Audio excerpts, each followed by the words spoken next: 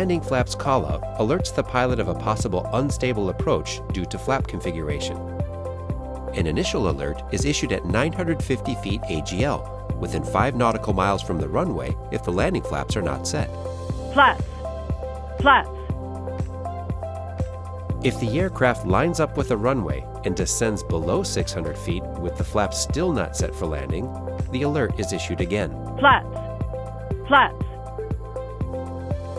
If the approach to the runway is continued below 450 and 300 feet AGL, the unstable alert is issued, Unstable. Unstable. giving the pilot enough time to initiate a go-around.